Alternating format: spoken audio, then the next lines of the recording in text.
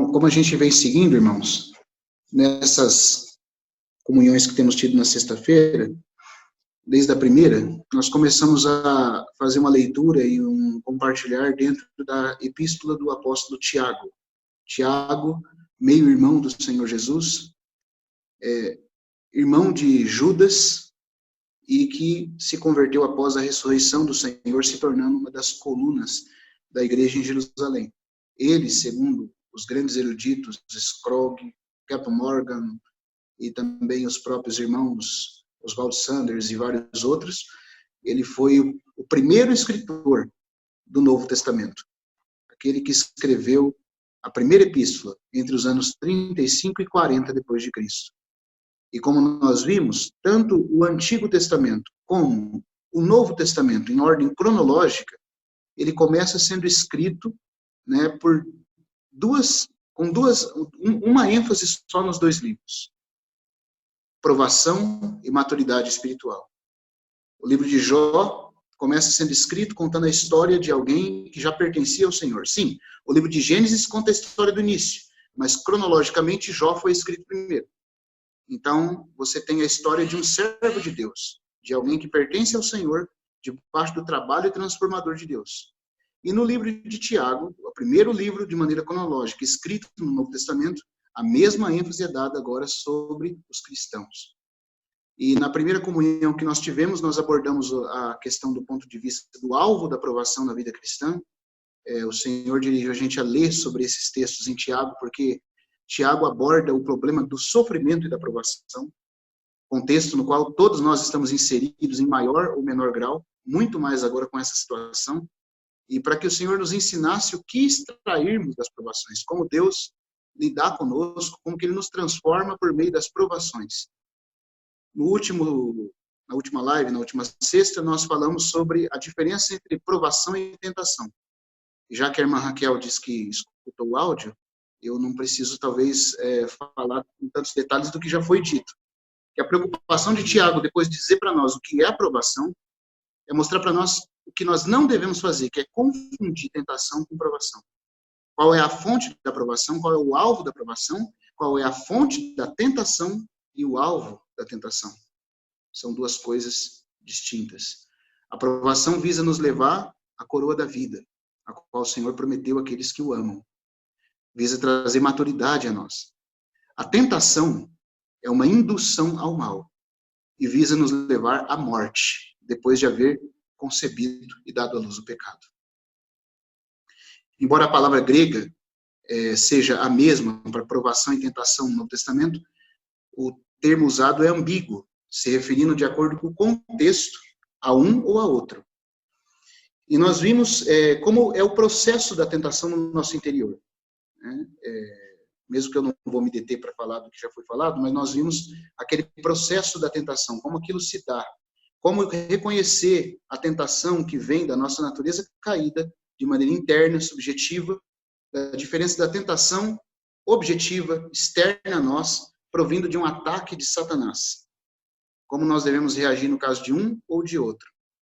Como hoje Tiago, na carta dele, no primeiro capítulo de Tiago, ele dá início agora dizendo a diferença da origem da tentação para a origem da aprovação, porque veja só, no capítulo 1, versículo 1 ao 12, ele mostrou o alvo da aprovação. Depois ele disse o que não é provação e sim tentação. E agora no versículo 16 a 18, ele vai falar da origem da aprovação, que é o Pai das luzes. Mas eu sinto, tanto pelo que o tempo é curto um pouco agora, e também não foi totalmente desenvolvido isso só na live da sexta-feira, que a gente poderia deter-se um pouquinho mais na questão do pecado e da tentação. Existe sim, nós vamos voltar a isso na próxima live, se o Senhor der graça. Existe sim uma relação do que está escrito em Tiago, capítulo 1, versículo 16 e 18, com aquilo que é retratado nos versículos que precedem, dos versículos 13 a 15, ao falar da tentação. Por quê? Eu queria que os irmãos abrissem comigo, nesse capítulo 1 de Tiago, e nós olhássemos o versículo 13 até o 18 agora. Nós na sexta-feira passada, nós lemos do 13 até o 15. Boa noite, irmão Luiz. Estou vendo o irmão aí. Graças ao Senhor. Uma grande alegria. Um abraço, irmão. Nós vimos do versículo 13 ao 15 o que é a tentação e a sua origem. Agora, do versículo 16 ao 18, ele vai mostrar a origem da provação e como ela deve ser encarada por nós. Bom, ele já mostrou o que é a tentação, que ela não é a mesma coisa, que a provação não tem o mesmo alvo. Agora ele vai falar da origem da provação.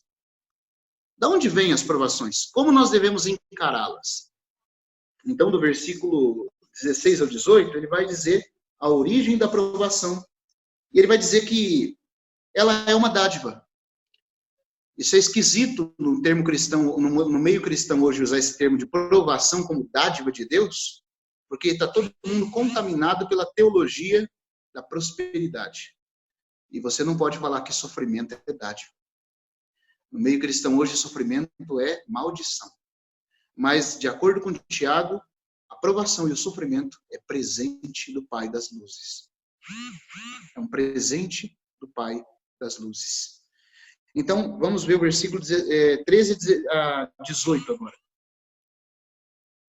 Lembrando, do 13 ao 15, ele fala qual é a origem da tentação e o alvo dela. E agora, no 16 ao 18, ele vai mostrar a origem da provação. Mas vamos ler, do 13 em diante agora. Ninguém, do 13 não, do versículo 13, isso mesmo. Ele fala assim, ó. Ninguém ao ser tentado, diga, sou tentado por Deus, porque Deus não pode ser tentado pelo mal, e ele mesmo a ninguém tenta. Ao contrário, cada um é tentado pela sua própria cobiça, quando esta o atrai e o seduz. Então a cobiça, depois de haver concebido, dá à luz o pecado. E o pecado, uma vez consumado, gera morte. Não vos enganeis, meus amados irmãos. Toda boa dádiva e todo dom perfeito são lá de cima, do alto, descendo do Pai das luzes, em quem não pode existir variação ou sombra de mudança. Pois, segundo o seu querer, ele nos gerou pela palavra da verdade, para que fôssemos como as primícias das suas criaturas. Então, veja, a gente já viu o versículo 13 a 15 mostrando a origem da tentação e o alvo dela. Agora, no 16, Tiago vai fazer um contraste. Ele vai mostrar para nós qual é a origem da provação. O alvo da provação ele já mostrou do versículo 1 ao 12, é a coroa da vida. Mas qual é a origem dela? A tentação tem uma origem e um alvo. Ele apresentou do 13 ao 15. Mas qual é a origem da provação? E como nós devemos encará-la? Então ele vai dizer no versículo 16 que nós não devemos estar enganados com respeito a isso. Nós não devemos nos enganar com relação à origem da tentação, o alvo dela, e nós também não devemos nos enganar, por contraste, qual é a origem da provação com o alvo que ele já mencionou. A origem da provação é o Pai das luzes. Por que eu digo isso? Ele está falando desse assunto, nós temos que considerar o contexto, não é algo separado. Ele está tratando aqui da diferença de tentação e provação. Ele já falou da tentação do 13 ao 15, e agora no 16 ele começa a falar que o Pai nos dá suas boas dádivas. E aqui, irmãos, ele começa a mostrar para nós que existem duas dádivas de Deus para com a humanidade, enquanto o trabalho de Deus de renová-la, de purgar esse universo do pecado, se realiza. Duas dádivas. Ele começa no 17 falando, toda boa dádiva. Aqui, a boa dádiva é o bom ato de dar. Na tradução grega, literal, fala que tudo que é bondosamente dado, se referindo ao próprio ato de dar. Tudo que é bondosamente dado. E todo dom perfeito, aqui a palavra dom é presente, diz respeito à própria dádiva em si, a qualidade da dádiva dada. Então, tudo que é de maneira dada, perfeita, tudo que é dado de maneira perfeita, e tudo que é, deixa eu segurar aqui, porque deu um tombinho aqui no celular de novo, está soltando aqui, eu vou ter que ajustar.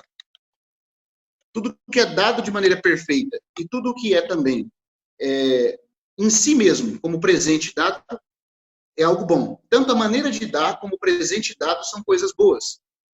E eles vêm do Pai das luzes. Aí você pergunta, mas o que é isso que Deus nos dá de bom? Bom, a primeira dádiva que Deus nos dá de boa é o novo nascimento. É a nova vida. Por isso que o versículo 18 vai dizer, pois segundo o seu querer, ele nos gerou. Essa é a primeira grande dádiva. Ele nos dá a sua vida eterna.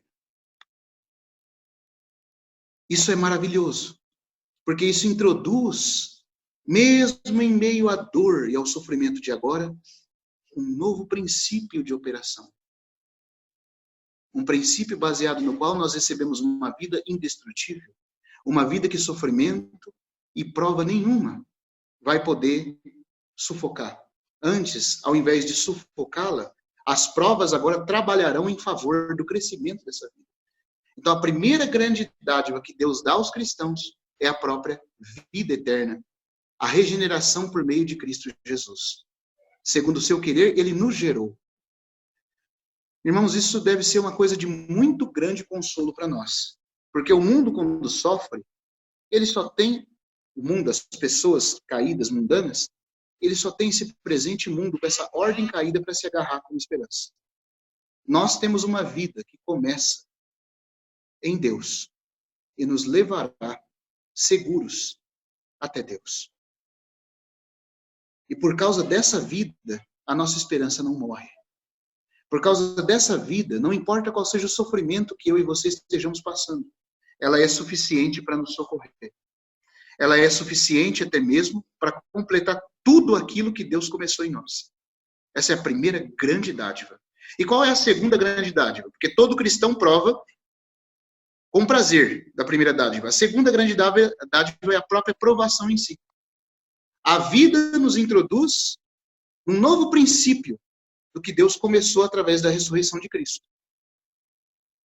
A provação, quando nos é dada e nós enxergamos o motivo dela, ela nos permite amadurecermos nessa vida. Por isso que nenhuma provação deve ser rejeitada. Nenhuma provação deve ser recebida com rebelião em nosso coração. Então é disso que ele está falando. O Pai das luzes é a fonte da vida eterna e da provação, que amadurece a vida que recebemos em nós. A tentação, por outro lado, tem outra fonte. A fonte dela é a nossa natureza caída, herdada de Adão, que, por meio da cobiça, gera o pecado que, uma vez consumado, nos mata. Leva-nos à morte. E nós não podemos confundir as duas coisas.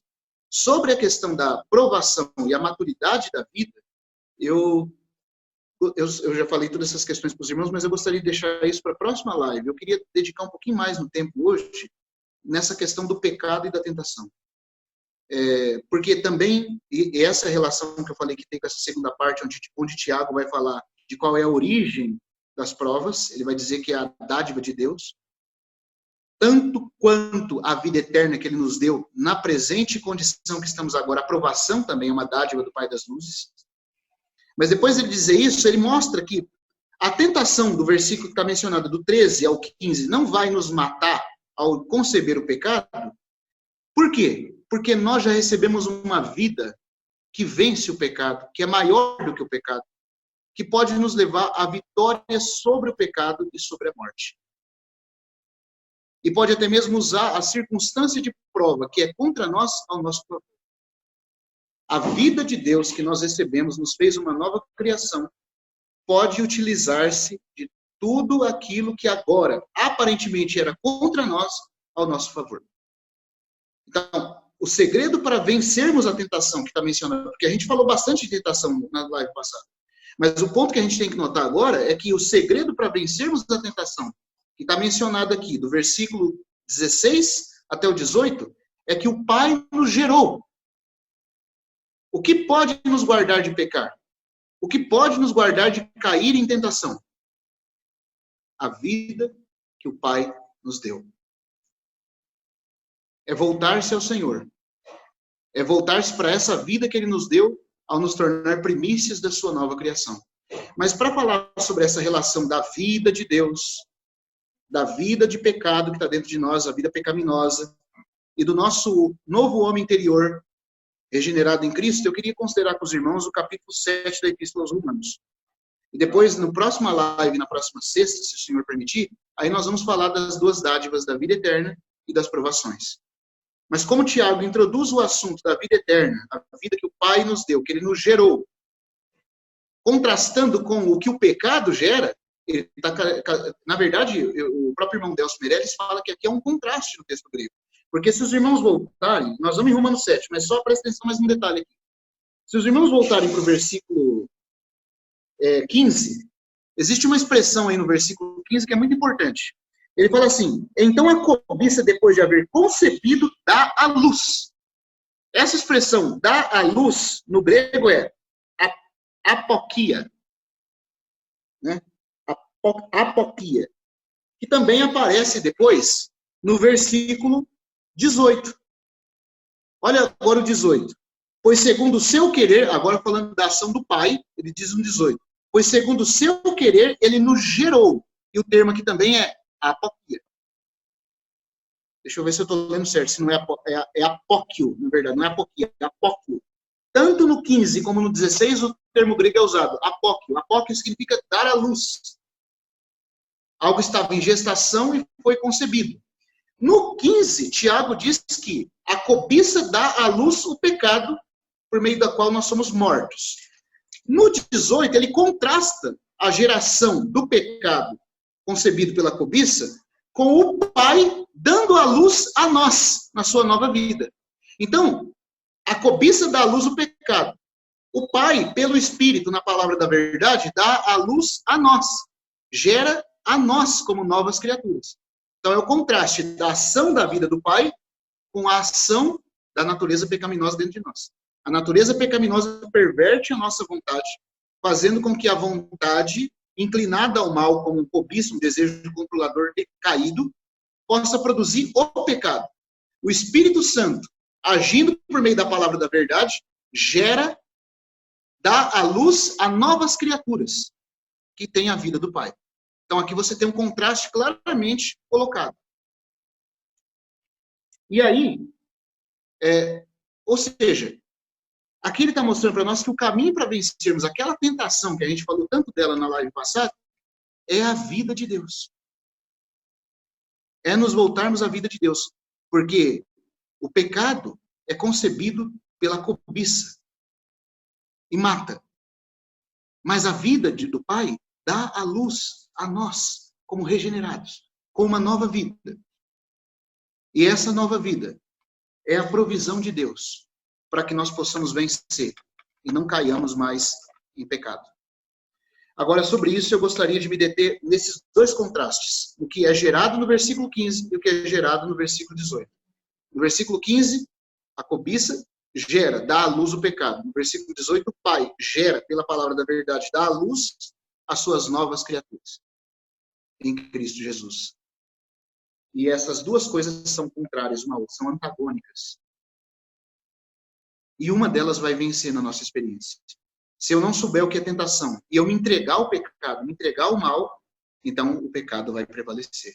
Mas se eu me voltar à nova natureza que eu recebi em Cristo, essa natureza vai prevalecer. Nós vamos, cada dia, nos tornando as novas criaturas de Deus. Nesse processo que começou em nós, mas não vai parar em nós. Porque também quando a gente for vendo em próximas lives, se o Senhor permitir, esse processo da nova criação vai colocar todo o universo restaurado. Mas começa conosco. Nós somos as primícias da criação. Mas como é que é essa vitória da vida recebida do Pai sobre a vida que nós temos da natureza pecaminosa? Então, Romanos 7, vamos lá em Romanos 7, que nós vamos ler esse capítulo agora na palavra.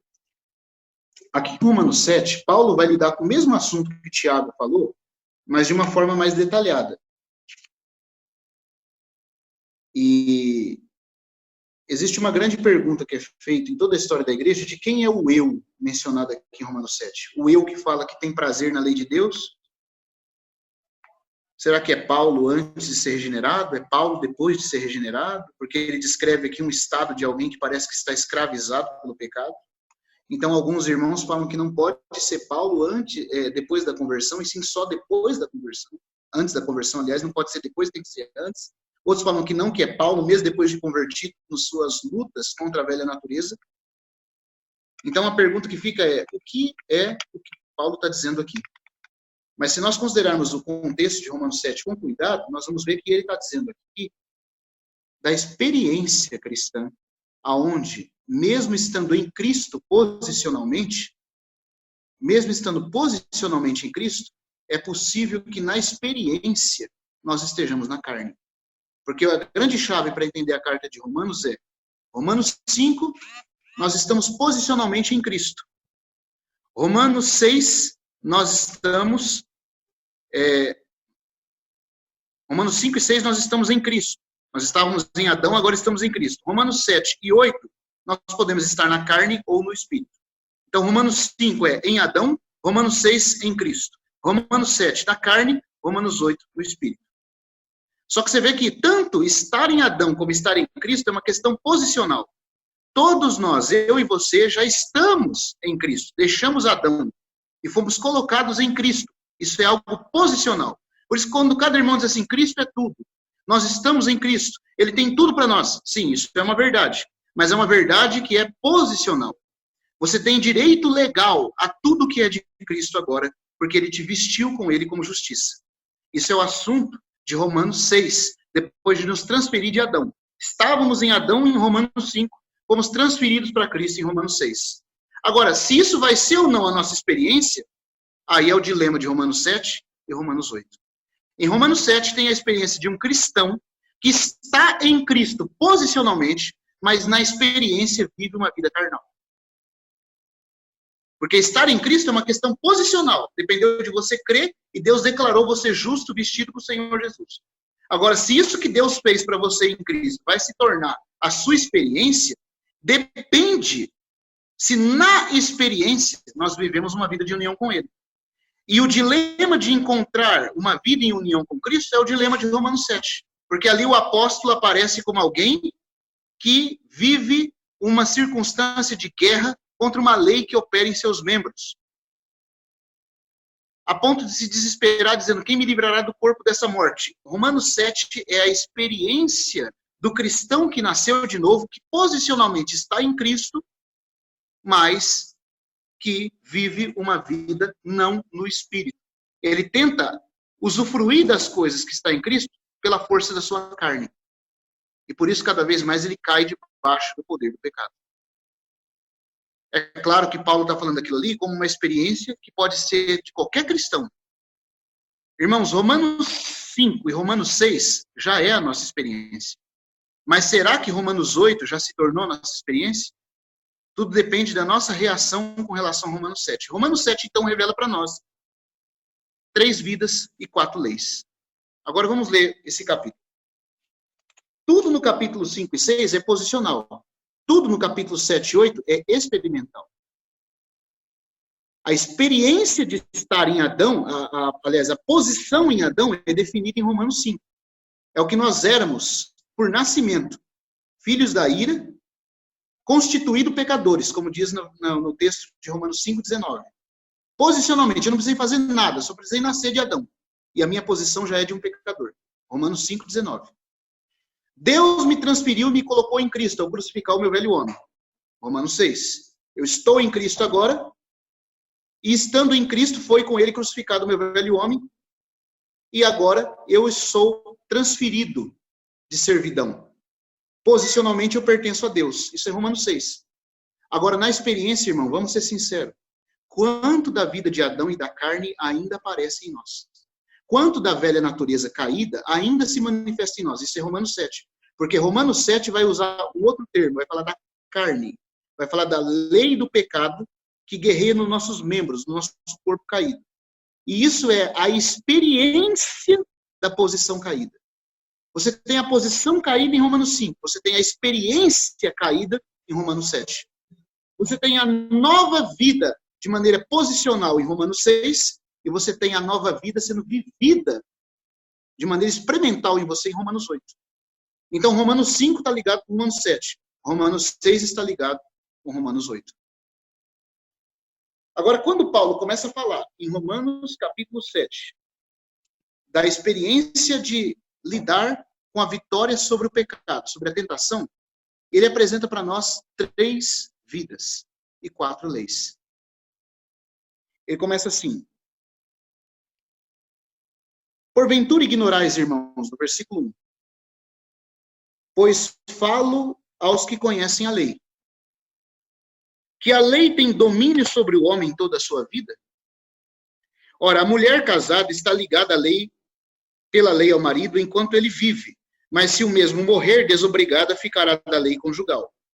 De sorte que será considerada adúltera, se vivendo ainda o marido, unir-se com outro homem. Porém, se morrer o marido, estará livre da lei e não será adúltera se contrair novas núpcias. Assim, meus irmãos, também vós morrestes relativamente à lei, por meio do corpo de Cristo, para pertencerdes a outro, a saber, ele continua, aquele que ressuscitou dentre os mortos, a fim de que frutifiquemos para Deus.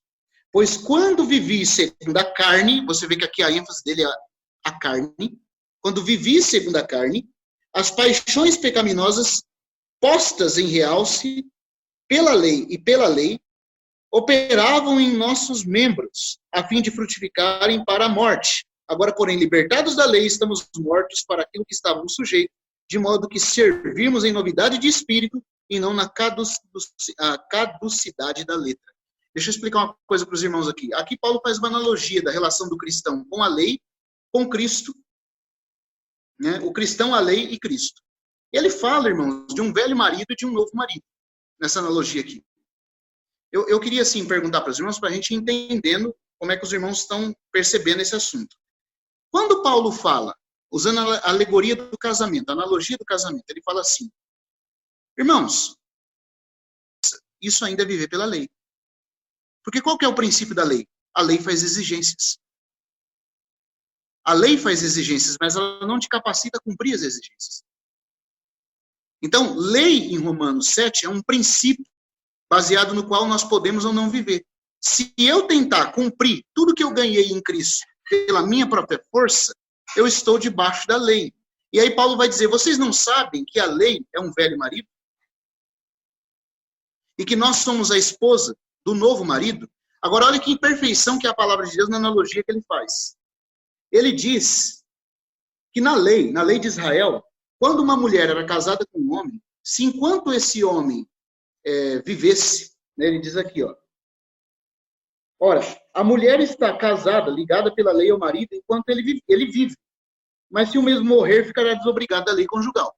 Então, quer dizer, vocês sabem que na lei de Israel está escrito que enquanto o marido vive, a mulher não pode ter novas núpcias. Mas se o marido morrer, ela está livre para se unir a um outro marido. Certo? Está claro, né? Depois ele vai dizer, aplicando isso a nós, e ele vai dizer que tem um velho marido, que nós somos esposa, e tem um novo marido. Só que aqui ele inverte a ordem. Aqui ele inverte a ordem. Ele não diz, no caso aqui, lá na lei de Israel, o marido morria para a esposa ficar desobrigada. Então o marido tinha que morrer para ela ter um novo marido. Só que quem é o velho marido aqui em Romanos 7, irmãos? De acordo com a analogia de Paulo. Alguém pode tentar responder? Quem que é o velho marido aqui?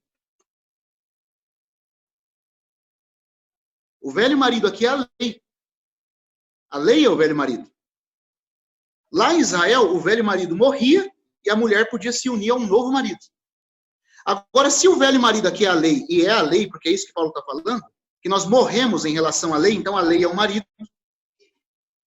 Eu pergunto, como que Deus vai nos livrar da lei? Se a lei, Deus pode matar a lei? O velho marido lá na vida social de Israel morria, mas a lei, que é o velho marido aqui da analogia de Paulo, ela não pode morrer. Deus não pode descumprir a lei. Deus não pode violar a lei. Deus não pode jogar fora a lei. Então a lei é imutável. Então, já que não dá para Deus matar o velho marido, que é a lei, quem que Deus mata nessa história? Quem que ele crucifica? Ele crucifica a esposa. Aí a esposa, estando morta, está livre do marido. Quem que é a esposa da história? Eu e você. Deus não pode destruir a lei, porque a lei é a revelação do seu caráter. Mas ele pode destruir a nós, que não temos força para guardar a lei. Então ele nos crucifica com Cristo, para que nós fiquemos livres do jugo da lei. Sorte que a lei permanece inteira, mas nós morremos para ela. E como nós morremos para ela e ressuscitamos em Cristo, agora nós podemos nos unir ao outro marido, que é Cristo.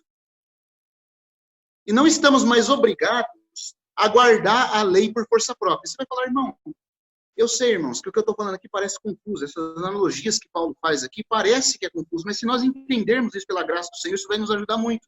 Qual é a relação de tudo isso com a tentação e o pecado que Tiago fala na carta dele? E com a nova vida que o Pai nos deu? Nós vamos ver.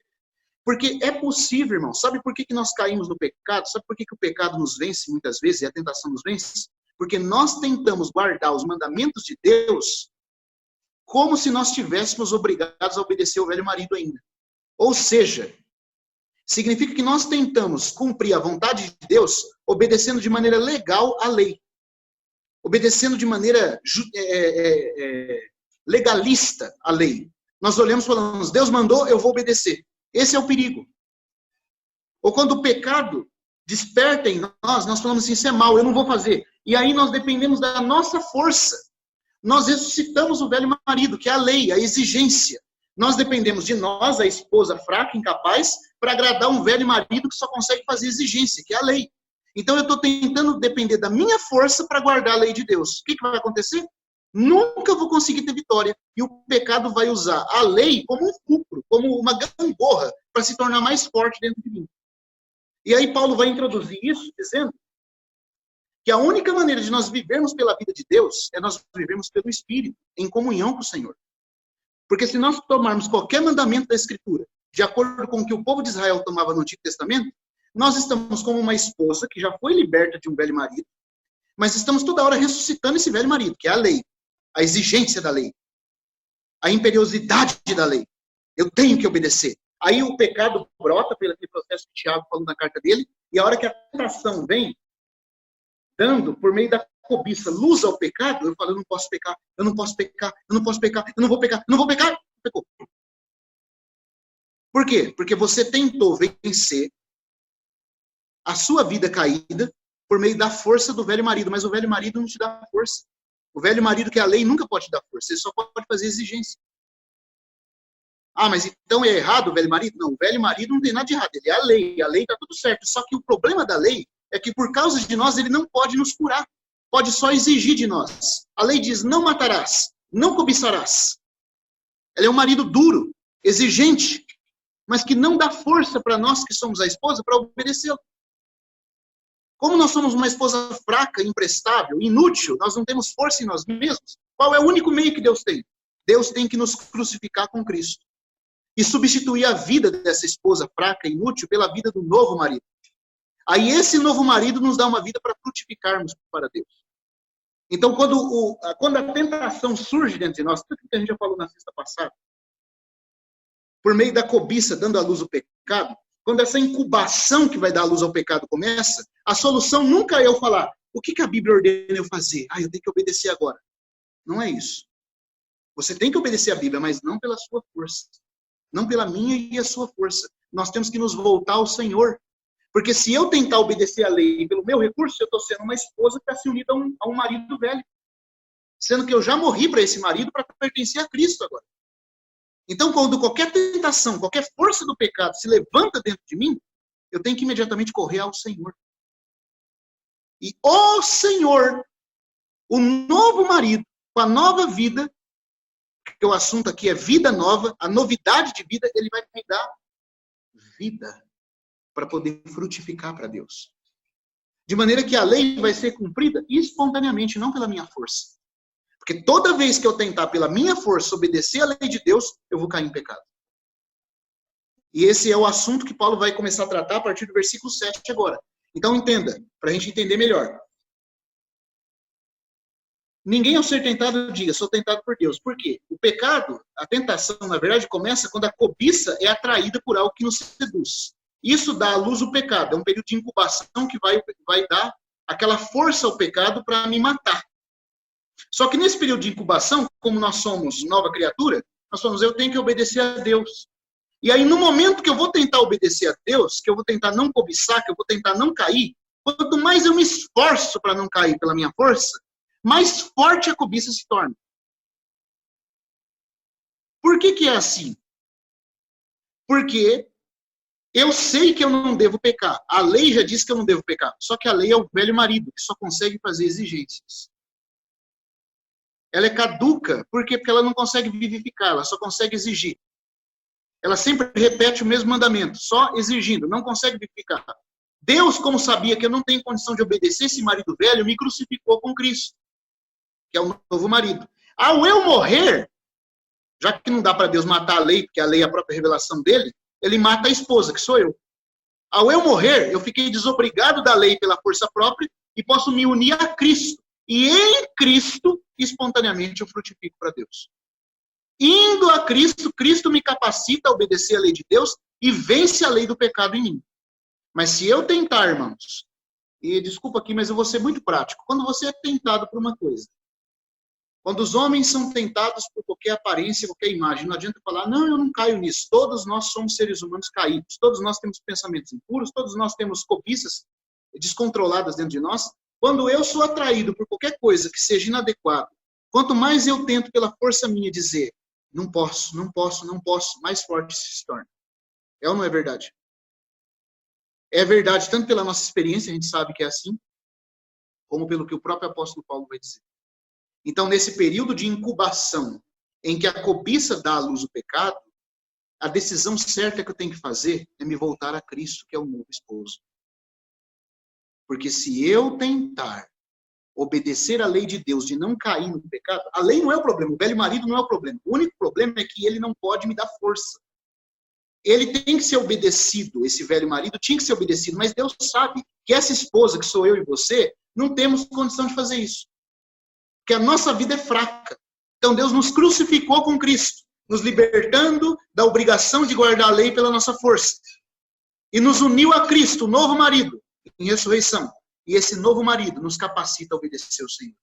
Está claro isso, irmãos?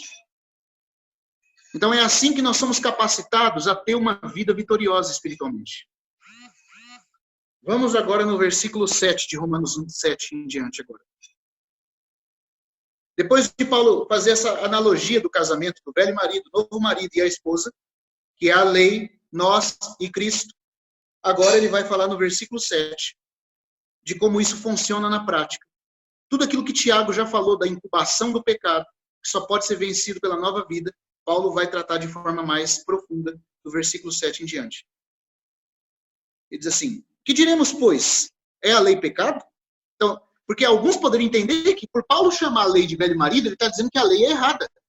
Não, irmãos, a lei nunca é errada. A lei tem que ser obedecida. A lei é o testemunho de Deus. Só que o problema da lei é que ela caducou, ela ficou velha, como velho marido. Por quê? Porque ela só consegue fazer exigências. Ela não consegue prover vida para ninguém. Mas ela não tem problema. Ela em si é perfeita. O imperfeito somos nós que não temos força para obedecê-la. Então Paulo diz, que diremos, pois? Sabendo que alguns iam entender errado. Que diremos, pois? É a lei pecado? De modo nenhum. A lei não é pecado. Mas eu não teria conhecido o pecado, senão por intermédio da lei. A lei em si é boa, mas quando ela exige que eu obedeça, o pecado em mim aparece. Eu não teria conhecido o pecado, senão por intermédio da lei. Pois eu não teria conhecido a cobiça, se a lei não dissera, não cobiçarás. Não é assim? A gente sabe por experiência que é assim. Quanto mais você tenta obedecer, mais forte se torna a força desobediente em você. É assim na nossa experiência. Isso não tem solução para nós, porque nós, essa esposa, somos enfermos no que tange a lei. A lei em si é perfeita, mas também só consegue exigir. Ela é o marido caduco. E nós somos a esposa fraca. E Cristo é o novo marido. A lei tem que ser obedecida, mas não dá força para nós obedecermos ela. E para nos guardarmos de pecado. Nós somos a esposa que tem que obedecer, mas não temos força também. E Cristo é o novo marido, que nos dá todas as condições nele para vencermos. Então ele diz aqui, mas o pecado, tomando ocasião pelo mandamento, despertou em mim toda sorte de concupiscência. Esse tomando ocasião é como um fulcro, como uma gangorra. Ou seja, o pecado já estava em Paulo, já está em nós. A natureza pecaminosa caída já está dentro de nós. Só que enquanto você não tenta ser fiel, ser correto, ser puro e obediente a Deus, isso não é tão forte. Não está dentro de você, mas você não conhece toda a força disso. Mas, quando você tenta obedecer, aí essa força desperta. Porque, irmãos, é à medida que nós tentamos resistir que nós conhecemos a força contrária do rio. Se nós nos deixarmos levar facilmente o pecado vai nos escravizar. Mas quanto mais correto você tentar ser, mais forte o pecado vai ser na sua natureza. Mais ele vai usar isso como algo para poder destruir a sua força de resistência. O exemplo é assim, as crianças, você fala, ó, tá vendo aquela caixa ali? Não pode mexer lá. A caixa até estava ali, até podia se... Era conhecido que não, você sabia que a criança não podia mexer. Era perigoso de qualquer jeito, mas é a partir do momento que você fala, não mexa, que a criança é despertada para mexer. A cobiça só começa a operar em nós quando nós tentamos resistir cada vez mais a ela. É uma coisa terrível. Essa é a nossa natureza caída. Por isso Paulo fala, a lei não é pecado, mas eu não teria conhecido o pecado se eu não tentasse obedecer à lei. Quanto mais eu tentei obedecer pela minha força, mais forte o pecado nos meus membros se tornou. Então, o que eu estou tentando dizer aqui para os irmãos é que aquilo que Tiago falou, naquele período de incubação, na qual a cobiça dá à luz o pecado, nós temos uma escolha. Nós podemos tentar cumprir e obedecer tudo que Deus nos ordena pela nossa força, e o resultado vai ser uma tragédia. Ou nós podemos nos voltar a Cristo, que é o novo marido, que não só nos dá ordens, ele nos capacita. Ele sim nos dá força para obedecermos a Deus. Santo Agostinho orava, dá-me tudo o que me ordenas, e então me ordene tudo o que quiseres. Porque ele sabia que a não ser que Deus o capacite, ele nunca vai conseguir obedecer nenhum mandamento de Deus. Ele nunca vai conseguir resistir nenhuma tentação, que vai se tornar só cada vez mais forte à medida em que ele, pela própria força, decidiu obedecer. Então Paulo começa a falar aqui para nós que essa é a condição que ele se encontra. O pecado, tomando ocasião pelo mandamento, despertou em mim toda sorte de consciência. Porque sem lei está morto. A palavra morto aqui é inativo. Sem a lei está inativo o pecado. Quer dizer que o pecado só se torna cada vez mais forte à medida que eu tento obedecer à lei. É assim que é a experiência de todo que tenta ser santo, de todo que tenta ser bom. E aqui, irmãos, o ponto que a gente tem que perceber é que isso aqui é a experiência de alguém regenerado. Por que eu estou dizendo isso? Porque Paulo fala do eu interior que tem prazer na lei de Deus. Olha, irmão, o eu interior é o novo homem. Paulo não está falando aqui de um incrédulo. Se ele está dizendo que no eu interior dele, mais para frente a gente vai ver aqui, ele diz que ele tem prazer na lei de Deus, é por quê? Porque nós sabemos, pela nova vida que a gente recebeu, que nós temos que obedecer ao Senhor, que nós temos que nos guardar do pecado, que nós temos que não nos deixar ser seduzidos pela tentação. Então, no homem interior, ele sabe disso. O incrédulo não tem isso. O incrédulo não tem consciência que ele tem que se submeter a Deus. O incrédulo vive para zombar e escarnecer do evangelho. O homem interior de Paulo, que tem prazer em obedecer a Deus, é o novo homem, o espírito dele que nasceu de Deus. Então aqui, ele começa a falar que a lei de Deus, então imagine o seguinte quadro, a lei de Deus fora de Paulo, ordena que Paulo obedeça. Certo? Olha só, o pecado é uma outra lei, nós vamos ver mais para frente que é uma outra lei. Então tem a lei de Deus que precisa ser obedecida, é fora de nós, ela tem que ser obedecida. Mas o problema é que ela não nos dá força para obedecer. Ela só dá exigências, que tem que ser cumprida, mas não tem em nós a força para obedecer. Depois ele fala que o pecado, que ele vai chamar de lei do pecado lá na frente, é uma lei que também opera dentro dele. Então ele tem a lei de Deus fora dele, ordenando que ele obedeça. Ele tem a lei do pecado nos membros dele, guerreando contra a lei de Deus fora dele. E vamos continuar lendo para a gente ver essas leis aqui. No versículo 9. Outrora sem lei, essa lei aqui é a lei dos mandamentos, a lei externa. Outrora sem lei eu vivia, mas sobrevindo o preceito, a regra, reviveu o pecado e eu morri. Porque quanto mais ele tentava obedecer pela própria força, mais o pecado se tornava ativo. E o mandamento que me fora para a vida, porque se você realmente guardar a lei, você vai ganhar vida. Ela vai se tornar fonte de vida para você. O problema é que nós não temos força em nós para guardar a lei. Então ele fala, o mandamento que me fora para a vida, verifiquei que esse mesmo se me tornou para a morte. Não por causa da lei em si, mas sim por causa da natureza caída em Paulo. Porque o pecado, prevalecendo-se do mandamento, ou seja, o pecado, através do mandamento, utilizando-se do mandamento, pelo mesmo mandamento me enganou e me matou. Porque quanto mais Paulo tentava cumprir o mandamento de Deus, não cobiçando, não pecando, mais forte se tornava a lei que é contra o mandamento de Deus dentro dele. Essa lei do pecado. Então o pecado usava a lei como se fosse uma gangorra. Você sabe que você quer mover um peso de uma extremidade de uma gangorra, você põe um peso desse lado aqui e usa um fulcro para poder elevar aquele outro peso na outra extremidade. Qual que era o fulcro que o pecado usava para escravizar Paulo? A lei de Deus. Porque quanto mais Paulo tentava se levantar para obedecer a Deus, o pecado se utilizando do mandamento me enganou e me matou. Por conseguinte, a lei em si é santa e o mandamento santo, justo e bom. A lei não é o problema. O problema é que ao tentar obedecê-lo, o pecado se torna mais forte dentro de mim. Esse aqui é o problema. Então, aquilo que Tiago está falando, volto a repetir aqui. Tiago está dizendo que o pecado, ele é concebido pela cobiça. Esse processo de incubação, que está me levando a tentar fazer pecar, por causa da alienação errada dentro de mim, quando ele começa dentro de mim, eu só tenho uma saída, irmãos. Eu e você só temos uma saída. Ou nós vamos fazer que nem um budista, fazer que nem um confucionista, ficar reprimindo, não posso pecar, conta até 10, conta até 10. Ou a ira vem, aí você respira fundo, segura aquele temperamento. Ou nada contra o invocar, deixa eu só explicar mais uma coisa aqui para os irmãos. O invocar, quando é feito, aquele invocar que a gente aprendeu lá na Árvore da Vida, de forma espontânea, realmente de coração, ele tem valor.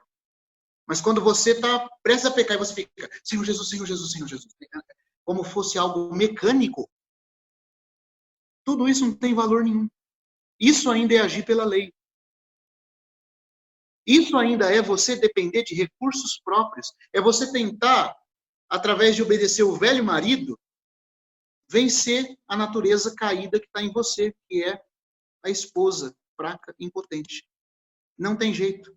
O único jeito é correr para o novo marido. Então, Paulo está dizendo que o pecado tomou ocasião do mandamento, quando ele tentou obedecer o mandamento e matou Paulo. Quer dizer que o mandamento tem que ser obedecido? Tem, mas não pela sua própria força. É aqui que é a sutileza. É desse jeito que o pecado nos engana. É desse jeito que essa natureza opera dentro de nós. A hora que eu sou tentado, como que eu reajo? Eu fecho o olho, eu conto até 10, eu respiro fundo, eu reprimo. Ou eu me volto em espírito ao Senhor. Em realidade, até mesmo pelo invocar o nome do Senhor. Até mesmo por lembrar de versículos. Até mesmo por clamar a presença do Espírito Santo. Mas eu preciso me voltar a um novo marido. Só ele tem vida suficiente para me levar a vencer. Do contrário, o pecado vai se utilizar do esforço que eu faço para obedecer a lei para se tornar mais forte dentro de mim. O meu esforço para obedecer a lei vai ser igual uma represa, que vai segurando a força impetuosa do pecado. Mas quanto mais você segura, mais comprimido vai se tornando aquela água até que chega uma hora que o dique arrebenta. Então o pecado utiliza a sua própria força para barrá-lo, para aumentar o poder contra você. Essa que é a questão. É isso que Paulo está dizendo. Quanto mais você tenta reprimir ele, mais forte dentro de você ele se torna. Então não tem jeito de você e eu vencermos ele pela nossa força. No período da incubação em que o pecado está sendo gerado, a única solução é voltar-se para o novo marido e não tentar agradar o velho marido, a lei, pela própria força. Os irmãos estão conseguindo entender? Acompanhar aqui até agora o que a gente está lendo em Romanos? Porque aqui, irmãos, está o segredo. Senão eu não sei vocês, mas quantos irmãos que a gente vai ter comunhão, eu vou ter comunhão, mesmo na nossa experiência, a gente, se for sincero, vai confessar, vai ter que confessar que é assim. Quantas vezes nós caímos, falhamos, nunca mais eu vou fazer isso. Ora, Deus sabe que isso não é verdade. Sempre que eu e você tentar por nós mesmos, nós vamos fazer. A nossa condição de pecado é desesperadora. Deus disse o seguinte por meio de Jeremias: pode acaso o leopardo mudar as suas manchas? Quando o leopardo nascer sem manchas, vocês vão conseguir fazer o bem. Ou seja, impossível. Nós não conseguimos fazer nada de excelente em plenitude. Tudo o que nós tentamos fazer, ao tentarmos reprimir o mal se torna mais forte como uma água represada num dique. Então não tem como eu e você vencer por nós mesmos. E Paulo continua. Acaso, versículo 13, acaso o bom se tornou em morte? De modo nenhum. O bom em si, que é a lei, continua sendo bom. Pelo contrário, o pecado para revelar-se como pecado por meio de uma coisa boa, que é tentar obedecer a lei de Deus. É tentar controlar a força do pecado obedecendo a lei. Por meio de uma coisa boa, causou-me a morte, a fim de que pelo mandamento se mostrasse sobremaneira maligno. Quer dizer, o pecado não teme nem a lei. Porque a lei, o máximo que pode fazer é não faça, e vai te fazer te obrigar a reprimir ele como uma represa, mas isso só vai aumentar a força dele, represado. Porque bem sabemos que a lei é espiritual. Eu, todavia, sou carnal, vendido à escravidão do pecado. Porque nem mesmo compreendo o meu próprio modo de agir, pois não faço o que prefiro, e sim o que detesto. Ora, se faço o que não quero, consinto com a lei que é boa. Então, veja só, ele está dizendo que tem uma lei fora dele, e tem o pecado dentro dele. Ele está dizendo, se eu faço o que não quero, consinto com a lei que é boa. Quem é o eu que não faz o que quer? É o novo homem. Se eu não faço o que quero, quem é que está querendo aqui? É o velho homem. O velho homem quer pecar. Mas se o novo homem de Paulo fica sem pecar, então ele concorda com a lei de Deus que é boa. É isso que ele quer dizer. Então, eu sei que parece um paradoxo aqui, mas como diz o irmão Deus, tem dois eus aqui, irmão. Tem o velho eu e o novo eu. O velho eu quer obedecer a lei de Deus. Né? O novo eu quer obedecer a lei de Deus. O velho eu quer pecar. Agora, Paulo está falando, eu como novo eu, quando eu obedeço a lei de Deus, está tudo certo. O problema é que o velho eu quer pecar. Neste caso, 17, quem faz isto já não sou eu. Ué, mas não era ele que estava pecando? Então você tem dois eus aqui. Você tem um eu que quer pecar e um eu que não quer pecar. Você tem o velho Paulo e o novo Paulo. Neste caso, já não sou eu quem faz isso, e sim o pecado que habita em mim. Porque eu sei que em mim, isto é, na minha carne, não habita bem nenhum. Pois o querer o bem está em mim, não porém o efetuá-lo. Porque não faço o bem que prefiro, mas o mal que não quero, esse faço. Mas se eu faço o que não quero, já não sou eu quem faz, e sim o pecado que habita em mim. Então, ao querer fazer o bem, encontro, agora presta atenção no termo que ele vai usar aqui, encontro a lei de que o mal reside em mim. Encontro a lei de que o mal reside em mim. Algumas traduções falam, a lei do mal que reside em mim. Então, ele tem a lei de Deus fora dele, ele tem a lei do mal dentro dele, a lei de Deus fora dele tem que ser obedecida. Todos os mandamentos de Deus na Bíblia têm que ser obedecidos. O problema é que quando ele tenta obedecer os mandamentos de Deus na Bíblia, ou que foi revelado no Decálogo, ele encontra uma lei dentro dele que é contrária à lei de Deus. Por quê? 22. No tocante ao homem interior, e esse homem interior é um novo homem, é o espírito de Paulo, que nasceu do Espírito de Deus. No tocante ao homem interior, tenho prazer na lei de Deus. Mas vejo nos meus membros outra lei, que guerreando contra a lei da minha mente. Irmãos, então agora aqui já surgiram 3 leis. Tem a lei de Deus fora de Paulo, a lei do mal dentro de Paulo, na sua carne, por causa do pecado, e tem a lei da mente. O que é a lei da mente? Essa lei da mente que Paulo fala aqui é a lei do novo homem, da nova vida que ele recebeu em Cristo. Que deu a ele uma nova mentalidade, que deu a ele uma nova consciência, uma nova natureza.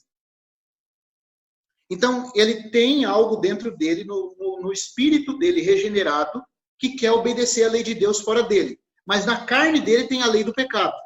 Quando essa vida nova, esse espírito novo que ele recebeu de Deus, com essa lei da mente, essa nova consciência que ele ganhou pelo novo nascimento, tenta obedecer à lei de Deus fora dele, a lei do pecado se levanta e o derruba.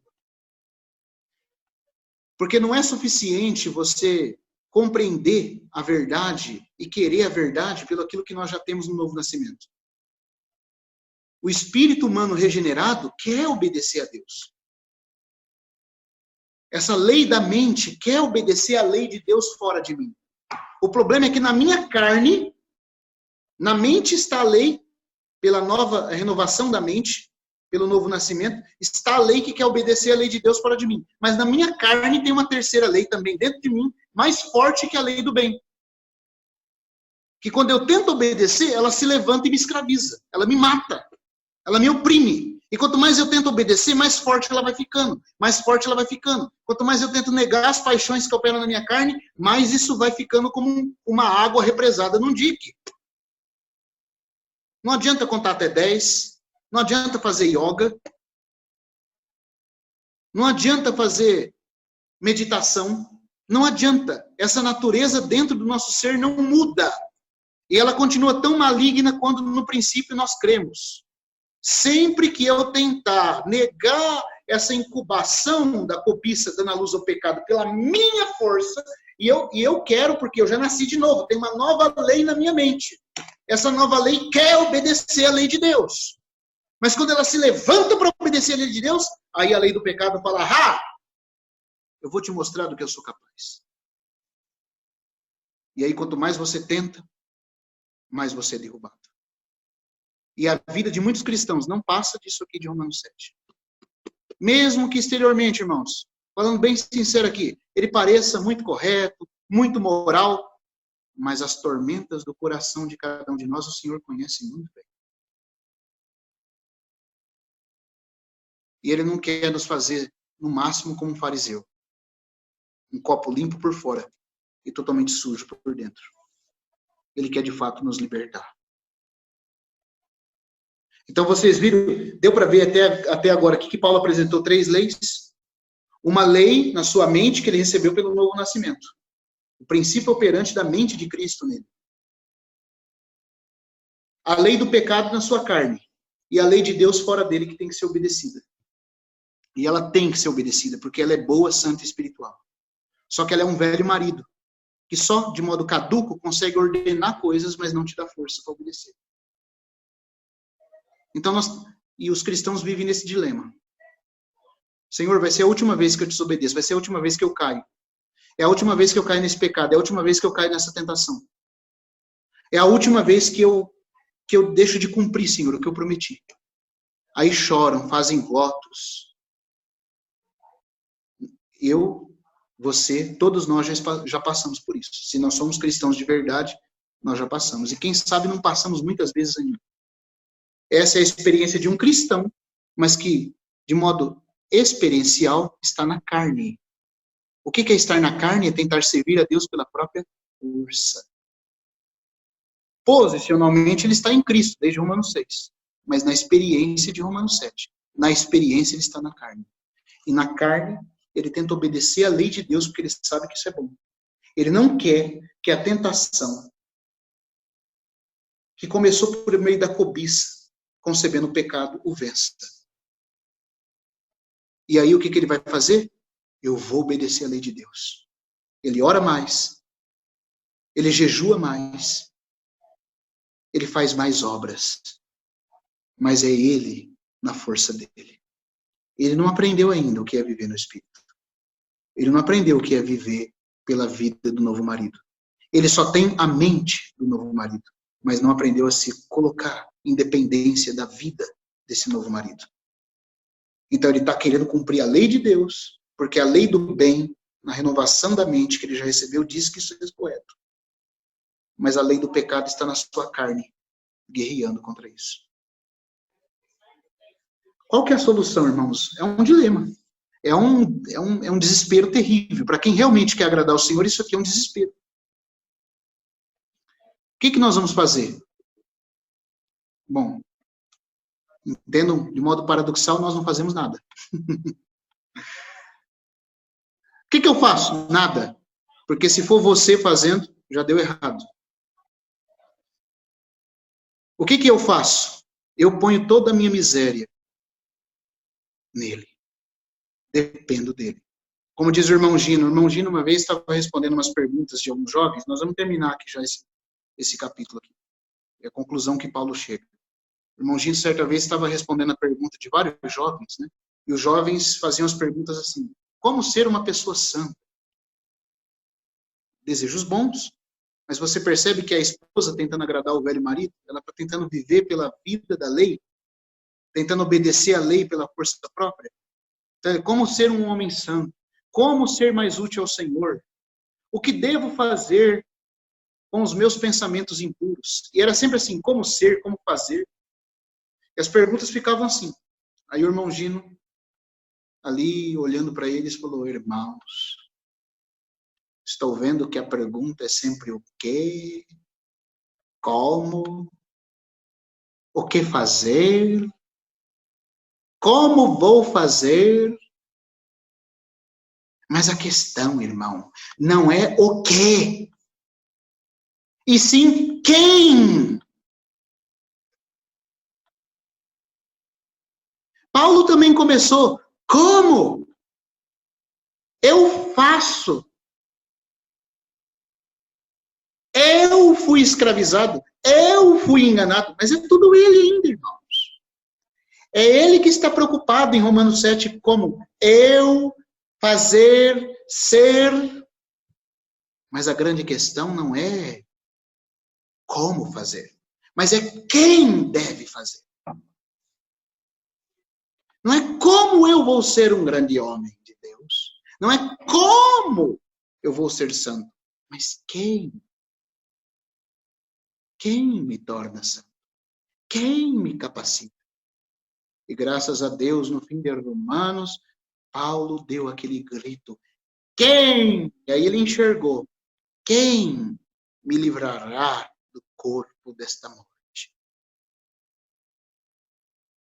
Porque do contrário, irmãos, eu estou falando isso aqui sem nenhuma pretensão de ser eloquente, de ter palavras elevadas aqui, mas simplesmente para dizer aos irmãos: nós temos um tempo que estamos vivendo que aprender a ter vitória sobre o pecado. A ter vitória sobre a nossa natureza caída, porque o Senhor está às portas. E se nós vamos ou não ser encontrados por Ele de maneira digna do seu reino, depende, irmãos, dessa vitória. A maioria dos cristãos, você pode falar: mas eu já estou claro disso. Nós aqui temos sido iluminados pela misericórdia do Senhor para entender isso. Mas, irmãos, pasmem, a maioria dos cristãos nem sabe que tem duas vidas. Alguns acham que a hora que recebe até o chamado batismo com o Espírito Santo, mudou tudo, ele não peca mais. Alguns pensam, indo para outro extremo, que é eles que têm que dar conta de tudo. Então eles veem a lei de Deus e vivem como o povo de Israel. A lei de Deus na tábua, agora eu vou pela minha força obedecer. A hora que o pecado vem, eles contam até 10, eles oram mais, eles jejuam mais. Tudo isso sendo feito sem a genuína comunhão com o Senhor, não produz nada. Só produz uma pseudo-espiritualidade soberba, que mais na frente só está represando esse pecado dentro dele, ele vai tomar um tombo muito horrível lá na frente. Essas coisas não produzem nada de verdade. É só ascetismo, como diz Paulo, e não tem valor algum contra a carne. Então aqui, Paulo está falando já de 3 leis. A lei do bem na sua mente, a nova natureza que ele recebeu, a lei de Deus fora dele ordenando que ele obedeça, e a lei do pecado nos seus membros, guerreando contra a lei da sua mente e contra a lei de Deus. E ele não consegue escapar desse dilema. Até que ele dá o grito, como diz o irmão Gino. Até que ele é iluminado e diz, quem me livrará? E ele continua, então, no versículo 23, né, que a gente parou. Mas vejo nos meus membros outra lei que, guerreando contra a lei da minha mente, me faz prisioneiro da lei do pecado. Então, a lei de Deus tem que ser obedecida, a lei de Deus tem que ser obedecida fora dele, a lei do bem na mente dele quer responder à lei de Deus, mas a lei do pecado nos membros dele se levanta contra essas duas leis de maneira mais poderosa. Desventurado, 24. Desventurado o homem que sou, quem me livrará do corpo desta morte? Graças a Deus por Jesus Cristo. Graças a Deus por Jesus Cristo. Quem me livrará? Não é o que eu faço. Não é como eu serei. Não é como eu conseguirei. É quem me faz. É quem me tornará. Quem me libertará? É um relacionamento vivo com uma pessoa viva que faz toda a diferença. Quem me livrará do corpo dessa morte? Graças a Deus por Jesus Cristo, nosso Senhor. De maneira que eu, de mim mesmo, com a mente, sou escravo da lei de Deus, sou servo da lei de Deus. Mas segundo a carne, da lei do pecado. Então é possível um cristão viver na carne. Ele está falando aqui da experiência de alguém que, apesar de ser filho de Deus, de ter a lei do bem na sua mente, pela nova vida que recebeu, tentando obedecer a lei de Deus fora dele, pode estar vivendo na carne nesse processo. Pode estar tentando fazer tudo isso na carne. Então, quando aquela cobiça surge dentro de nós, a única solução que nós temos não é falar, não vou pecar. Não é falar, eu consigo pela minha força. Mas é se voltar a essa pessoa. Na verdade, não é só quando essa lei do pecado se manifesta. Nós temos que viver em união com o Senhor a todo momento. E se vivemos em união com Ele, aí é que o capítulo não acaba, né? A Sociedade Bíblica, seguindo lá os bispos da Idade Média, colocou a divisão do capítulo aqui, no final do capítulo 7, já no início do 8, como se o assunto tivesse mudado. Mas Paulo não terminou o assunto. Então, no 8, ele continua apresentando agora a quarta lei. Existia a lei de Deus fora dele, que exigia, mas não capacitava a ser obedecida. Porque ele nasceu de Deus, há uma lei do bem na mente dele. Um novo princípio de vida que se manifesta no coração dele. Na lei que ele chama de lei do bem na minha mente. Tenta obedecer a lei de Deus, mas na carne dele tem uma lei poderosa chamada pecado que escraviza ele. Agora no 8.1, eu vou concluindo aqui, no 8.1 ele fala, agora, porque aquela ali é ou seja, Romanos 7 é um capítulo que é a experiência de um cristão de maneira anormal. Por quê? Porque agora, depois do novo nascimento, eu não tenho que viver o dilema de Romanos 7. Eu não tenho que viver com a tentação, por meio da cobiça, dando à luz o pecado e toda hora me matando porque eu tento me livrar dela pela própria força. No capítulo 8 ele vai dizer, agora, pois, já nenhuma condenação há para os que estão em Cristo Jesus. E a palavra condenação aqui, que todo mundo canta, até nas Assembleias de Deus, no meio pentecostal, eles cantam, né? Tem até um cântico que fala, nenhuma condenação há para quem está em ti, Jesus. Como se fosse condenação de culpa. Como se ninguém pudesse me culpar pelo que eu fiz, porque Cristo me perdoou. Mas a palavra condenação aqui não tem a ver com culpa. Ela pode ser traduzida também por incapacidade. É uma condenação interna, que provém de fraqueza. Então, a melhor tradução fala, nenhuma incapacidade, impotência há. Porque esse era o assunto que ele vinha tratando no 7. A impotência. A incapacidade que está em mim para obedecer a lei de Deus fora de mim, para me guardar de pecar. Eu sou incapaz. Eu sei, porque eu nasci de Deus, que eu tenho que obedecer a lei de Deus. A lei de Deus também está ali para ser obedecida. sempre me lembrando como marido caduco que ela tem que ser obedecida, mas ela não me dá força, a lei de Deus exigindo, a lei do bem concordando em obedecer, mas a lei do pecado sempre me matando e me escravizando.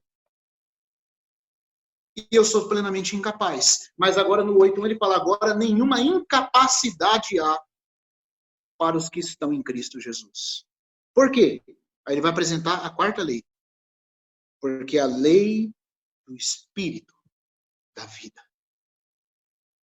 em Cristo Jesus te livrou da lei do pecado e da morte.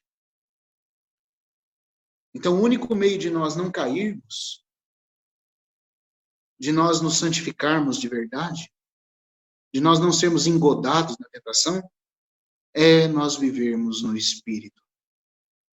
Digo, porém, andai no Espírito e jamais satisfareis a concupiscência da carne. O Espírito é o que traz a realidade da obra de Cristo para nós. Porque como que pode, irmão? Cristo morreu há 2000 anos e a morte dele que ocorreu há 2000 anos ser eficaz para mim hoje. É porque quando ele morria, o Espírito Santo tomou toda aquela eficácia da morte dele. E quando eu me volto ao Espírito Santo agora, quando eu toco no Espírito Santo, o Espírito Santo mortifica as ações caídas que estão dentro de mim. E me dá poder para obedecer a Deus. É interessante que Paulo fala da lei do Espírito. O que é uma lei? Uma lei é um princípio que sempre opera da mesma forma. Não importa quantas vezes você tocar naquele princípio, ele sempre vai estar operando da mesma forma. Ou seja, sempre o Espírito vence o pecado. Sempre. Isso é uma lei. Se eu viver no Espírito, eu nunca vou pecar. Todo momento que eu estiver no Espírito, eu não vou pecar. Mas quando eu não estiver no Espírito, e é uma coisa muito sutil, irmãos, porque a gente pode achar assim que pelo fato de ler a Bíblia, de orar, de jejuar, eu estou vivendo no Espírito. Mas eu posso estar fazendo tudo isso na carne. Eu posso estar fazendo... Como que eu sei que eu posso estar fazendo isso na carne? Eu leio a Bíblia e considero que eu sou mais santo que o irmão. Pronto, a minha leitura já é uma leitura carnal. Porque eu leio e os outros irmãos não leem. Eu jejuo, os outros irmãos não jejuam. Então, eu leio, você vê que a inclinação, o princípio que me leva a fazer o que eu faço, não é a comunhão, o relacionamento vivo com Cristo. É simplesmente para me aparecer. É simplesmente para mim me sentir superior aos meus irmãos. Eu estou fazendo isso na carne. Aí você fala, depois você cai em pecado e fala, mas por que eu pequei de novo? Por que eu desobedeci a Deus de novo? Talvez não é porque você estava lendo a Bíblia na carne. Talvez não é porque eu também estava jejuando na carne. Talvez não seria porque a minha oração, em vez de provir do coração sincero a Deus, era uma oração bonitinha, retinha, igual um cano de espingarda, como diz o irmão Delcio, mas oca por dentro, só para impressionar. E quando eu faço isso, eu estou fazendo isso na carne, não no Espírito. Aí você faz tudo, mas não tem poder, não tem realidade, porque não tem vida. A lei que te livra do pecado é a lei do Espírito da vida. Que me livra do pecado, me livra da tentação, é a lei do Espírito da vida. E sempre que eu toco na vida, eu serei vitorioso. Eu serei vitorioso, eu não vou cair. Então nós temos 4 leis. A lei de Deus fora de mim, a lei do bem na minha mente, dizendo que eu tenho que obedecer a lei de Deus, a lei do pecado nos meus membros, mais forte em mim do que a lei do bem e do que a lei de Deus fora de mim, me escravizando. Mas se eu aprender a andar pela lei do Espírito da vida, eu serei libertado do pecado e da morte. Não cairei em tentação. E até mesmo a cobiça que, uma vez despertada, poderia conceber o pecado, não terá vitória sobre mim. Essa vida, essa lei do Espírito da vida é o que Tiago fala da vida pela qual o Pai nos gerou. Então, essa vida pela qual o Pai nos gerou é o segredo para que nós possamos viver uma vida espiritual. Nós precisamos, irmãos, aprender a viver no Espírito. Aprender a viver de relacionamento real com o Senhor. E viver no Espírito não tem uma fórmula. Faça isso que você estará no Espírito. Uma fórmula única, eu quero dizer aqui. Isso sim é o caminho para estar no Espírito. Então, Paulo nos dá muitas dicas de como estar no Espírito, mas a questão é fazermos essas práticas que ele fala com o coração no Senhor. E não porque eu estou numa reunião, porque eu estou no meio dos irmãos, porque os irmãos estão me vendo, porque senão, do contrário, eu vou estar fazendo tudo isso na carne. Existe um aspecto bom da carne, eu não vou falar aqui hoje, porque eu falei que ia gastar 40 minutos, acho que eu já até passei, eu acho que eu estou aqui em 50, quase uma hora já, se não for mais. Mas a carne tem o seu lado mal, de desobediência declarada, e ela tem o seu aspecto bom, como Paulo apresenta em Filipenses 3. Ele fala ali, por exemplo, de não confiar na carne, mas adorar a Deus no Espírito. E você pensar a carne que ele está falando, ele é uma carne má, é uma carne rebelde, é uma carne que está envolvida com adultério, com mentira. Não, não, não. É uma carne que serve religiosamente a Deus. Esse é o contexto de Filipenses 3. Ele diz, se alguém pode se gloriar na carne, eu ainda mais. Circuncidado ao 8º dia, olha que carne boa dele, ó. É uma carne pedigree. Né? É a carne pedigree. Eu ainda mais, circuncidado ao 8º dia, da linhagem de Israel, hebreu de hebreus, da tribo de Benjamim, ó. Da tribo de Benjamim, a única tribo que não apostatou. As outras tribos apostataram. Eu não sou só de Israel, não, porque muita gente de Israel adorou outros deuses. Eu sou de Benjamim, que nunca adorou outro Deus. Mas até a liturgia de adorar a Deus era carne. Ele chamou tudo aquilo de carne, porque ele fazia para ser visto pelos homens. Irmãos, se a gente parar para pensar, se fosse possível colocar um aparelhinho na nossa cabeça aqui e mostrar as intenções com que a gente faz as coisas, quantas vezes as nossas orações no meio dos irmãos são para aparentar espiritualidade aos irmãos? Quantas vezes nós oramos falando, Senhor, Tu és magnífico, nós queremos a Ti. Mas são frases de efeito decorada, porque os irmãos estão vendo o que eu estou falando. Vão me considerar um pouco mais espiritual, um pouco mais santo, mais mascarado. Aí você vê que você faz essas orações, só que isso aí é um problema, porque Paulo diz que o pecado engana. Essa natureza caída que nós temos vinculada ao pecado nos engana. A gente acha porque os irmãos estão achando que eu estou santo mesmo. Eu faço isso para não aparecer para eles e acho que agora, ao fazer isso na carne, eu ganhei mais de Deus. E eu só estou me enchendo de mim mesmo. Tem a carne má, o aspecto mal da carne que Paulo fala em Gálatas. A carne é uma palavra muito ampla no Novo Testamento. Às vezes ela se refere ao corpo caído. Às vezes ela se refere à natureza caída no aspecto maligno. Às vezes ela está se referindo à totalidade do homem caído. E às vezes à força própria, bondosa do homem por ele mesmo, fazendo apenas para a glória dele o que deveria ser unicamente para Deus. E isso é Filipenses 3. Paulo fala de não confiar na carne, mas adorar a Deus no Espírito. E aí ele começa a chamar de carne o quê? A linhagem dele, a história dele, o zelo dele. Ele chama tudo aquilo de carne. Então, aprender a viver com Deus em espírito, em realidade, é o que pode nos salvar de verdade. Aprender a reconhecer o veredito de Deus a nosso respeito. Adorar em verdade é isso. Deus, qual é a verdade de Deus a meu respeito? Eu sou um pecador miserável, desgraçado, que não consigo coisa alguma. E dá para saber se eu tenho tido consciência que eu sou um desgraçado miserável quando falam mal de mim, por exemplo. Falam mal de mim, eu acho que eu fico bravo. Mas por que eu fico bravo quando falam mal de mim?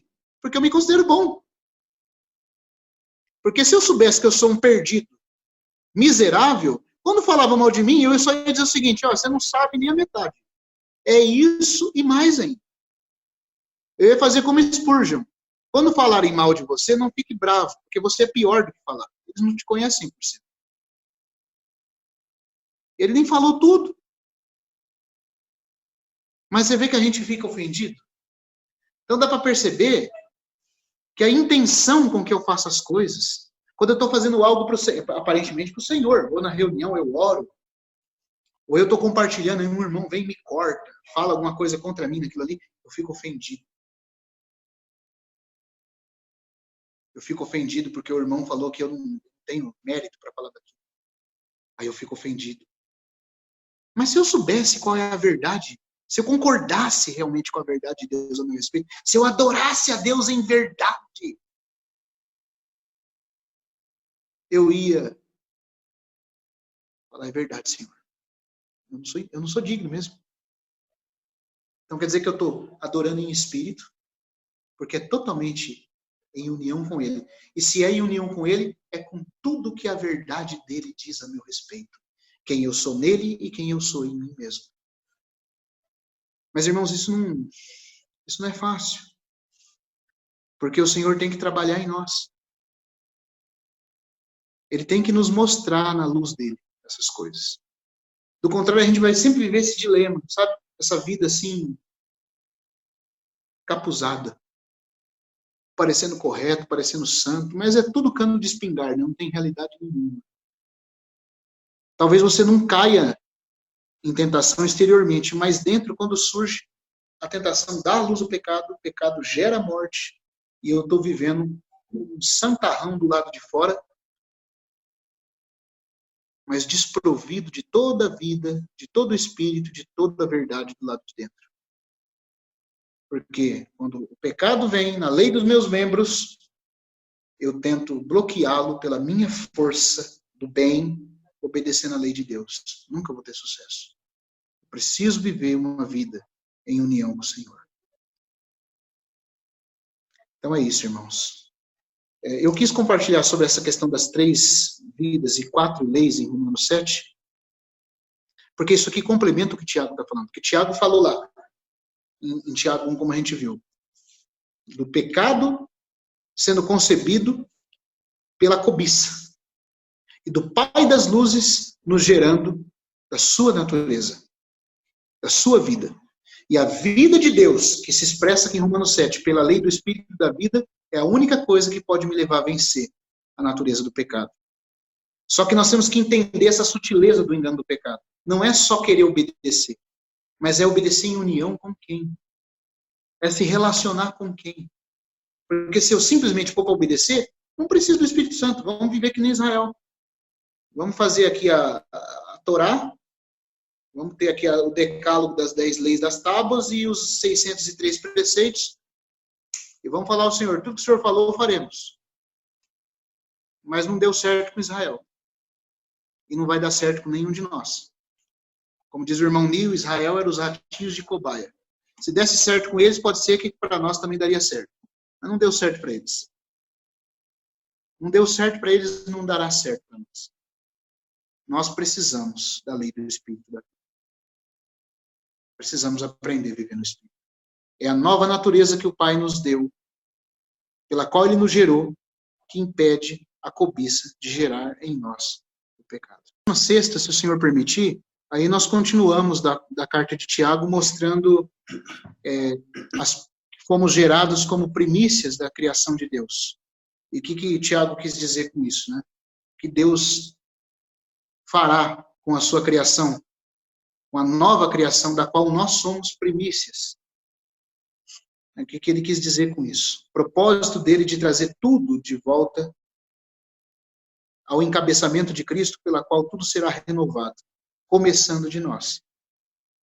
Hoje eu ainda quis entrar mais um pouquinho usando esse texto de Romanos 7, para nós vermos como que esse processo da tentação em nós se dá, como que ele é vencido, porque não é simplesmente querer obedecer, mas nós precisamos genuinamente obedecer em união com ele.